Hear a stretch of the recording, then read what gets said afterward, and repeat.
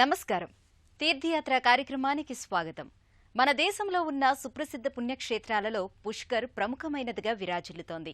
రాజస్థాన్ రాష్ట్రం అజ్మీర్ పట్టణానికి సుమారు 12 కిలోమీటర్ల దూరంలో ఉన్న ఈ దివ్యక్షేత్రంలో సాక్షాత్తు జగద్గురువు బ్రహ్మదేవుడు కొలువై ఉన్నారు. దేశంలో ఉన్న ఏకైక బ్రహ్మదేవుని ఆలయంగా విరాజిల్లుతున్న పుష్కర్ దివ్యక్షేత్ర వైశిష్ట్యమేమిటో నేటి తీర్థయాత్రలో వీక్షిద్దాం. బ్రహ్మదేవుని నామస్మరణతో పునీతమవుతున్న పుణ్యధామం పుష్కర్.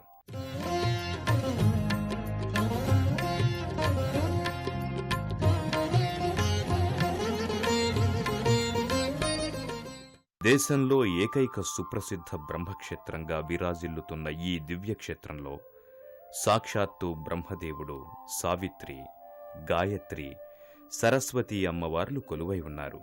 ముక్కోటి తీర్థాలలో పవిత్రమైన తీర్థక్షేత్రంగా విరాజిల్లుతున్న పుష్కర్ తీర్థరాజ సందర్శన బహుజన్మల పుణ్యఫలంగా పద్మపురాణంలోని మొదటి అంకంలో చెప్పబడింది.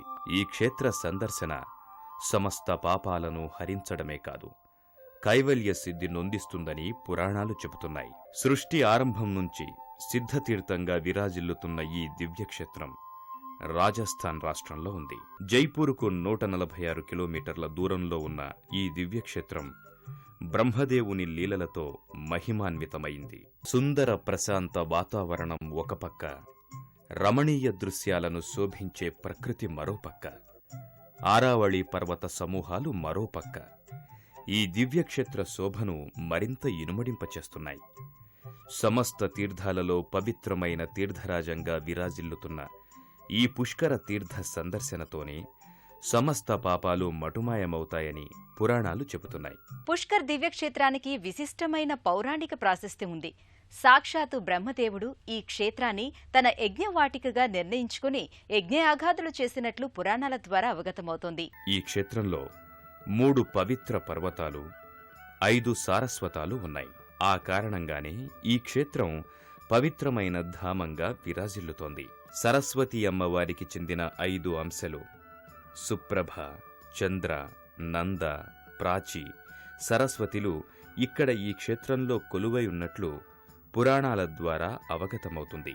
పుష్కర్ దివ్యక్షేత్రానికి చేరుకున్న భక్తులు ముందుగా జ్యేష్ఠ పుష్కర్ సరోవర్ తీర్థానికి చేరుకుంటారు.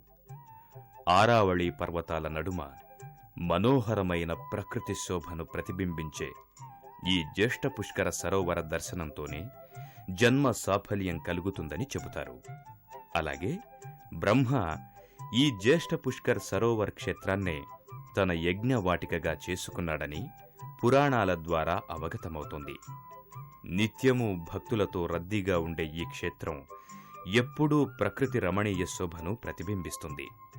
ఇక్కడ ఈ సరోవరంలో స్నానాలు చేస్తే ఎలాంటి పాపాలైనా ప్రక్షాళన చెందుతాయని చెబుతారు.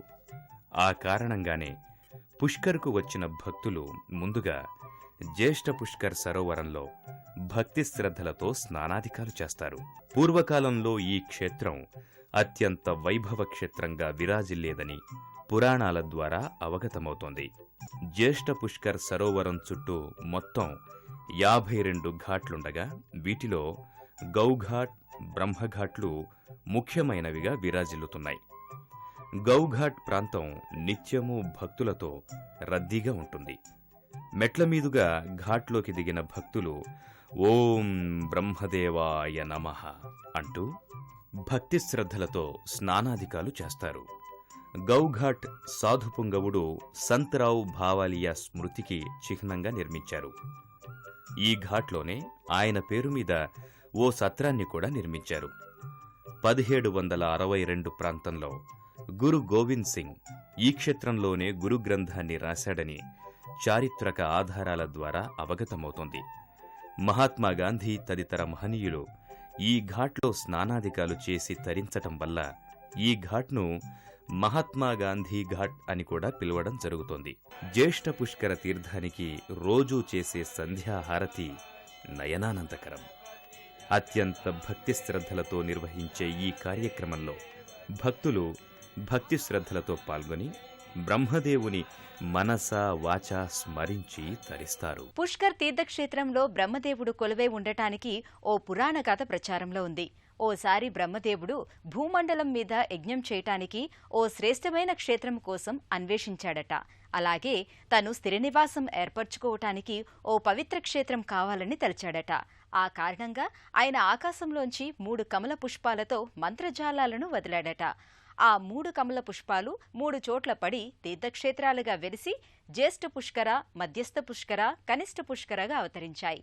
ఆ మూడింటిలోనూ బ్రహ్మ జ్యేష్ఠ పుష్కర క్షేత్రాన్ని ఎంచుకొని అక్కడే యజ్ఞ యాగాదులు చేసినట్లు పురాణాల ద్వారా అవగతమవుతోంది. జ్యేష్ఠ పుష్కర్ తీర్థాన్ని దర్శించుకున్న భక్తులు అనంతరం ఇక్కడకు సమీపంలో బ్రహ్మ మందిరానికి చేరుకుంటారు.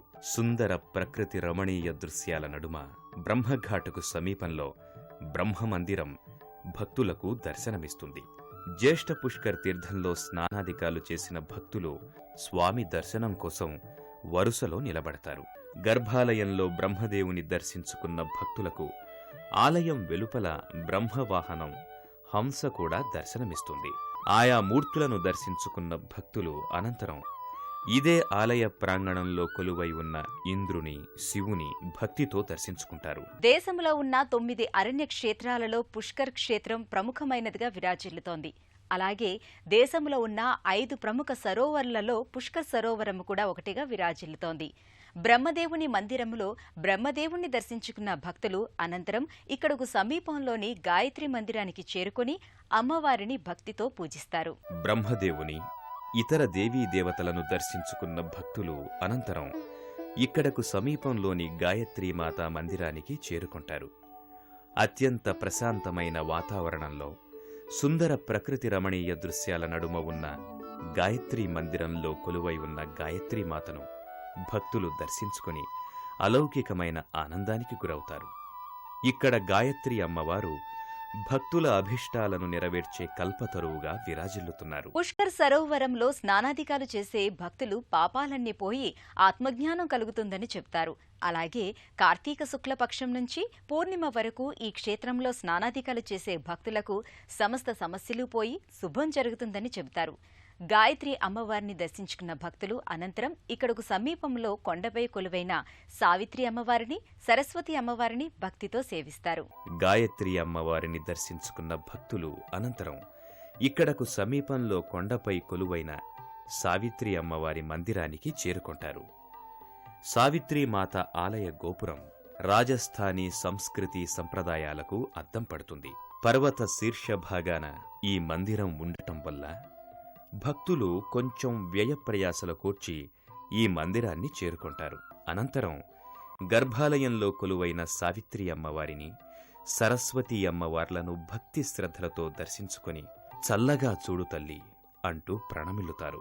దేశంలోని శక్తిపీఠాలలో ఒకటిగా విరాజిల్లుతున్న ఈ క్షేత్రంలోనే సతీదేవికి చెందిన 2 మణిబంధాలు పడి అది శక్తిపీఠంగా మారిందని చెబుతారు.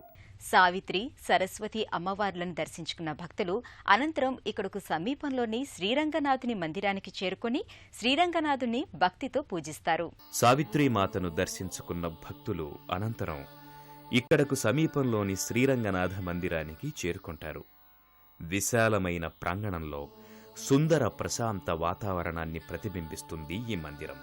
గర్భాలయానికి చేరుకున్న భక్తులు గర్భాలయంలో కొలువైన శ్రీరంగనాథుని దర్శించుకుని అవ్యక్తమైన ఆనందానికి గురై ఓం వాసుదేవాయ నమః, ఓం శ్రీరంగనాథాయ నమః అంటూ భక్తితో చేతులు జోడిస్తారు.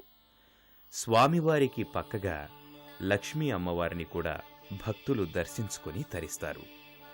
శాలిగ్రామ రూపంలో దర్శనమిచ్చే శ్రీరంగనాథ స్వామివారు తనను దర్శనం చేసుకునే భక్తుల కోర్కెలు తీరుస్తారని భక్తులు విశ్వసిస్తారు. అలాగే గరుత్మంతుడు, ఆళ్వార్ స్వాములు కూడా భక్తులకు దర్శనమిస్తారు. పురాతన రంగనాథ స్వామి ఆలయాన్ని దర్శించుకున్న భక్తులు అనంతరం కొత్త శ్రీరంగనాథ స్వామి ఆలయానికి చేరుకుని శ్రీరంగనాథ స్వామిని భక్తి శ్రద్ధలతో పూజిస్తారు.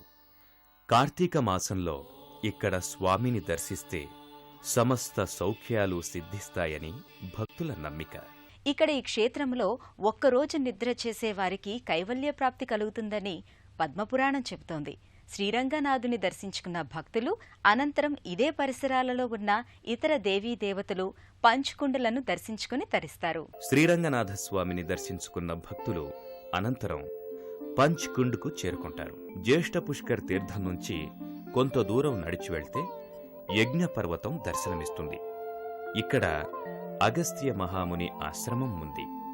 ఇక్కడే అగస్త్యకుండ్ దర్శనమిస్తుంది. దీనికి సమీపంలో నాగకుండ్ దర్శనమిస్తుంది. ఈ నాగకుండులో భక్తులు స్నానాదికాలు చేసి నాగదేవతలను భక్తితో సేవిస్తారు. అలాగే నాగపంచమి రోజున ఇక్కడ మహిళా భక్తులు నూతన వధూవరులు నాగ్ వాసుకీనాథుని భక్తితో పూజించి ఘనంగా ఉత్సవాలు నిర్వహిస్తారు. అలాగే గంగాకుండ్, సూర్యకుండ్, చక్రకుండ్, పద్మకుండ్లలో స్నానాదికాలు చేస్తే సమస్త పాపాలు పోతాయని చెబుతారు. పుష్కర్ తీర్థక్షేత్రంలో ఏటా చేసే పుష్కర్ మేళా నయనానందకరం. అత్యంత ఘనంగా నిర్వహించే ఈ మేళను కార్తీక శుక్లపక్షంలో నిర్వహిస్తారు.